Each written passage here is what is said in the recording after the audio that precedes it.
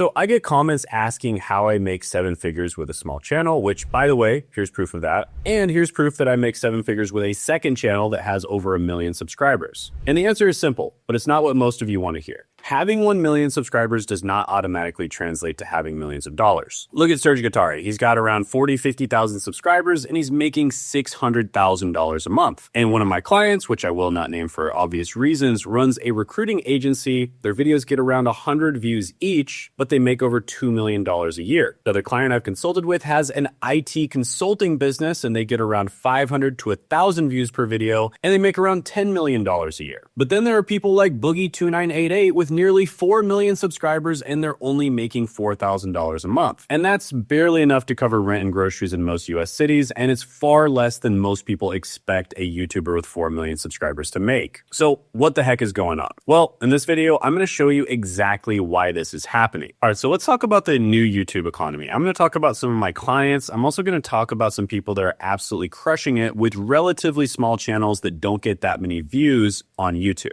So first of all, do you think people like Brooke Hiddink, who is making videos talking about his $4 million Dubai penthouse, so do you think he's making his money from AdSense?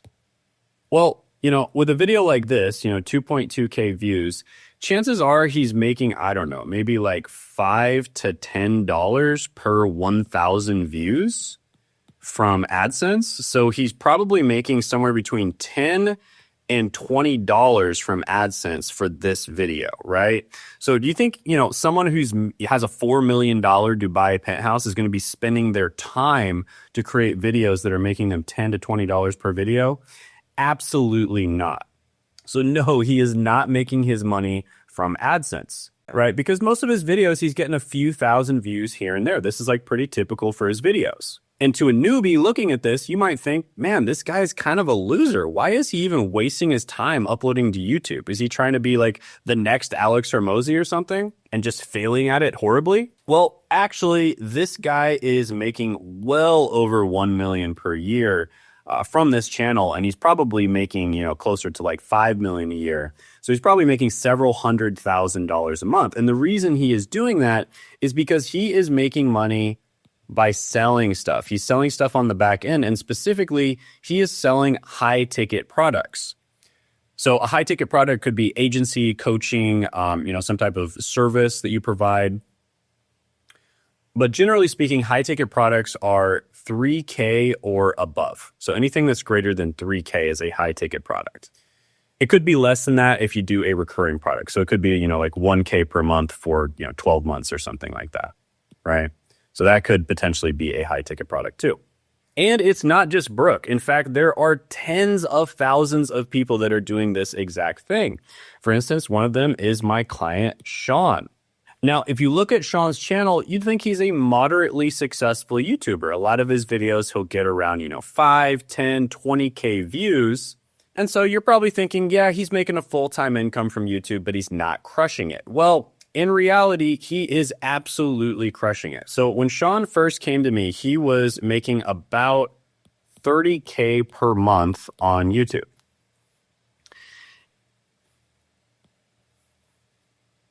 And after implementing my systems, changing how he makes videos, figuring out which videos are actually getting results, making more of those types of videos, and then monetizing correctly, he is now making $600,000 a month.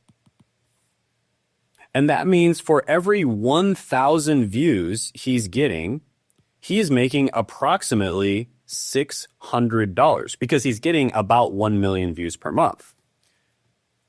So this is a heck of a lot better than what we talked about before, getting like, $5 to $10 per 1,000 views. He's making like 100 times more than that. Now, he would be making even more than this if it wasn't for the fact that he'd already been creating content for a long time that doesn't really convert. The content that he creates now actually converts. And so for that type of content, he's probably making somewhere between $2,000 to $3,000 per 1,000 views. And there are other people on YouTube, like Charlie Morgan, for instance, who are making even more than this. So Charlie Morgan has revealed his income in the past, and he's also revealed that most of his income does, in fact, come from YouTube. And you can see that the amount of money he makes is quite high, but the amount of views he gets is actually not that high. It's pretty low. And he's making about 1 million per month. And this was at a time where he was getting about 113,000 views per month. Okay. So if you do the math there, he's making about $7,000 per 1,000 views. Okay. So Charlie Morgan targets a bit of a more sophisticated audience than Sean targets. Plus he sells a higher ticket product. Plus he doesn't have a bunch of video types that don't really, they might get views, but they don't actually convert people. And that is why he is able to make these big numbers. Now, someone who is even more ridiculous than Charlie Morgan is this guy, Boyd Cluess. So he makes even more money, about 1.5 million views per month, and he also doesn't get that many views. And if you do the math there, that means he's making about $9,600 per 1,000 views. Absolutely bananas. Now, what do all these people have in common? They sell high-ticket products, and they sell it to a relatively sophisticated audience. So Boyd Cluess, for instance, teaches people how to become a certain type of cybersecurity expert. PCI compliance, specifically, this is a cybersecurity role where you can make up to $200,000 a year, and companies have a lot of trouble filling it. And he sells a $17,000 coaching program. Charlie Morgan teaches SMMA business owners how to make even more money and get clients. Usually these are business owners that are already making money, and he teaches them how to make even more money and get more clients. And his program, I believe, is around $10,000. And Sean teaches people how to start the business model of KDP. So it's a little bit more of a biz op. It's a little bit more of a B2C audience. With that being said, it is more of a sophisticated audience. A lot of the people that do this do have good jobs, etc. And so that's why he's able to make more money. Now, let's take somebody who sells lower ticket products. So Iman Ghazi sells medium ticket products. And that means that he's making way less money per 1,000 views, but he is getting an absolute boatload of views, which, by the way, is incredibly difficult. Okay, doing what Iman Ghazi has done when it comes to getting views is hard. So there's only so many eyeballs in the world, and they only have so much time in the day. So, playing that game where you're trying to get as many views as possible is a bit of a race to the bottom. And Iman Ghazi was making about 2 million per month. And with the amount of views he was getting, that means he was making a total RPM of about $200 per 1,000 views. Okay, so that is significantly lower than all of the other people that we've talked about. Now, don't get me wrong, he's still absolutely crushing it. I mean, he's making $2 million a month. But which one do you think is harder? Getting 100,000 views a month, but doing it with a targeted, sophisticated audience, or getting 10 million views per month plus, where you have to entertain a bunch of kids that are probably just starting in business? And so your editing has to be insanely good, and you have to have really good marketing, et cetera, et cetera. Because a lot of these people, this is the first time they've ever bought a medium ticket product. I think it's pretty obvious which one is easier to do. And that's why there's pretty much only a few people that are doing the kind of numbers that Iman Ghazi is doing in terms of views in the business niche. But there are many, many, many people doing the kinds of numbers in terms of money that Iman Ghazi is doing in the business niche, and they're not having to get nearly as many views. Now, you might be asking, how do these people sell their stuff? Well, when I first started this channel, and here's literally a picture of me starting the channel, it was Shane Hummus Unfiltered, 98 subscribers. I literally just started the channel. I didn't even have like a proper avatar picture on the channel. It was just the default picture that I had since I was 18 years old or something. When I first started this picture, all I did was put a Calendly link in the description. Now, if you're not familiar with Calendly, this is literally just a software where people can book a call with you. And then it asks them a few questions and they book a call with you. No fancy landing page, no VSL, nothing, just a Calendly link. And I was able to make $30,000 in the first 30 days of launching this channel. $30,000 first 30 days. And most of my videos didn't get that many views. And here's the net volume from sales. Not all of that was from the Unfiltered channel, but a lot of it was. And we did about $30,000 in the first 30 days. And now, of course, I do have a VSL in the description. I have a proper video sales letter, and we're making significantly more money. Now, let's talk about why smaller can sometimes be better. You might see channels like Alex Hormozi, Ali Abdal. They get like tens of millions of views per month. And you think, hey, I should target a mass market audience. I want to get millions of views per month too. So I'm going to do exactly what these guys are doing and make these mass market videos. And that is a massive mistake. When Alex Hormozi first started, he was only making content for gym owners. Okay, that's all. He was just making content for gym owners, and he mostly focused on like sales with a little bit of marketing. Okay, that's what he talked about when he first started his channel. It was just gym owners, and it was sales and marketing. And then he dominated that niche, and he moved on to kind of like sales and marketing for small business owners with a specific emphasis on the sales side of things. And then he dominated that niche, and then he moved. He got broader and broader, and it's kind of like. The analogy is he was the king of a puddle, and then he became the king of a pond, right? And then he became the king of a lake, and then he became a king of a big river, right? And then he went on and on and on, and now he's like basically king of the business niche. But he didn't start out that way. That's the whole point. And if you try to start off by being the king of the entire business niche, you are going to get absolutely crushed because there's so much competition.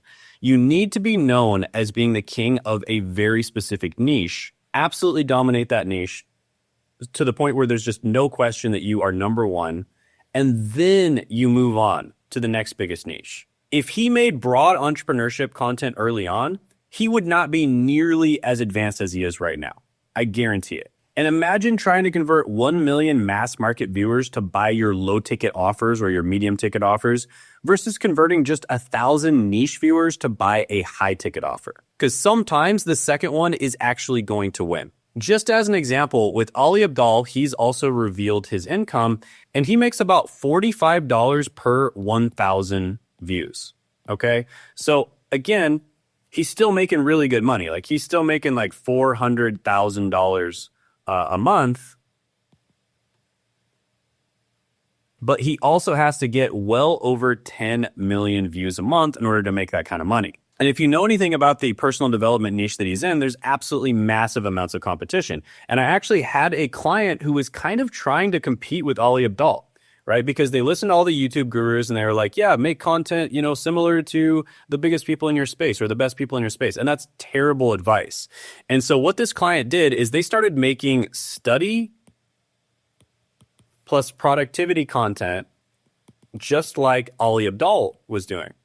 And of course, even though they were making really good content, and this client was a very smart person, their content flopped. They were not getting any views, they weren't getting any subscribers, and they definitely weren't making any sales. And of course they weren't, because Ali Abdal, even when he first started in the niche, wasn't doing this. He started off by making very specific content, helping medical students that are in the UK, only medical students that are in the UK, that are taking a specific test that they have to take in order to get into medical school, right? That was his niche when he first started. And then again, he expanded out just like I talked about before. He was the king of a puddle, which was helping those medical students pass that test. And then he expanded out to helping medical students study in general, and then helping medical students with productivity, and then just helping people in general with study and productivity tips. And then now he can make just about any video that he wants. But it wasn't always like that. And this is what my client tried to do, is they tried to just go straight into making content like this. And that's a big mistake. So what I had this client do, because they were actually a foreign student who got into an Ivy League university,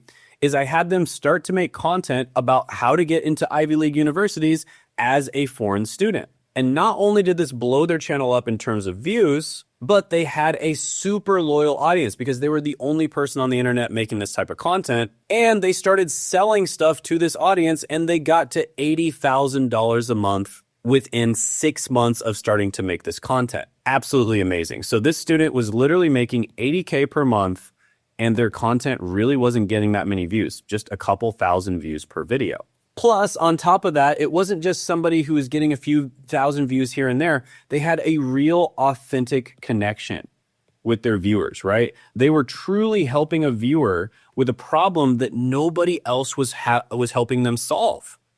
And so that's true value right there, right? That is absolute true value. He's in a blue ocean and nobody else is helping them solve that problem. So guys, stop trying to copy Alex Hormozi, okay? Actually, do copy him. Just don't copy him in his current form. Because right now, this man is the king of an ocean, right? He is the king of one of the biggest niches on YouTube.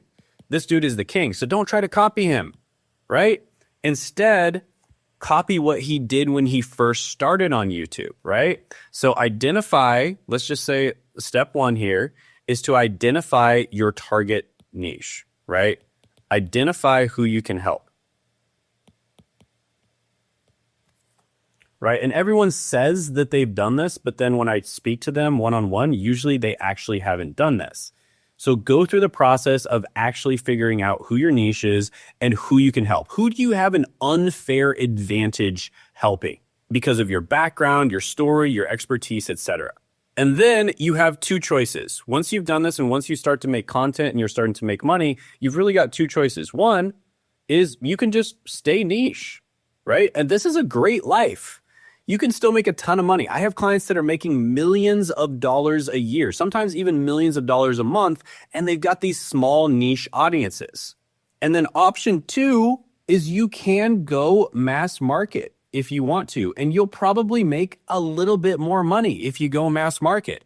But you start off niche, right? You start off niche and then you make that choice of whether or not you're going to go mass market. Now, when you go mass market, the complexity is it's going to be like 10 times more complex, right? You're going to have these crazy funnels where, you funnel people to a book, and then from the book, you funnel them to a free course. And then from the free course, you funnel them to a low ticket offer. And then you're going to have these crazy complex funnels that are just insanely difficult. Whereas if you just stay niche, you go from your content, you go to a sales call, right? It's super simple. In fact, I literally just did a Calendly link and I had a bunch of people sign up for calls and a bunch of them ended up buying my stuff.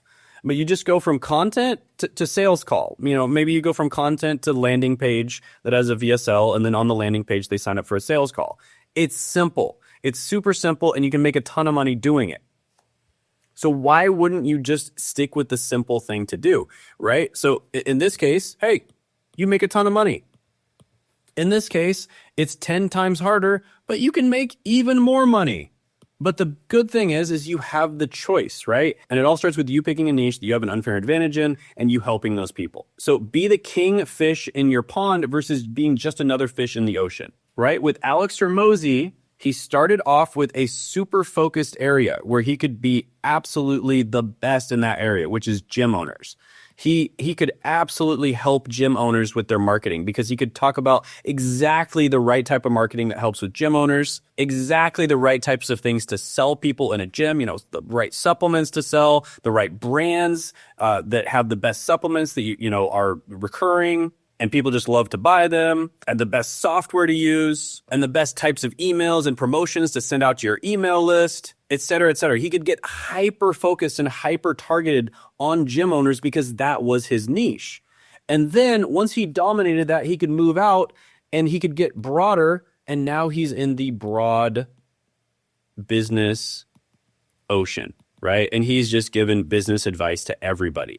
And I bet a lot of the gym owners that originally watched his content, even though it's a tiny minority of his audience now, are probably a little bit disappointed in his new content because he used to talk directly to gym business owners and now he's just talking to business owners in general. But with that being said, he started niche and that's how he made most of his money. And then he decided to expand later on. And that is exactly how small channels like mine are making millions of dollars on YouTube. And you can do exactly the same thing. So if you're a busy business owner that wants to grow and make money on YouTube, or you're a YouTuber that's not happy with your current money or your operations and you need help figuring out how to treat YouTube like a business, then book a call with me down in the description and the pinned comment below. I basically have an endless scroll of testimonials of people that I've helped start fantastic YouTube businesses. Many of them have gotten to 7 figures and even 8 figures a year. And if you want to know more about how I got 2 different channels to making 7 figures per year,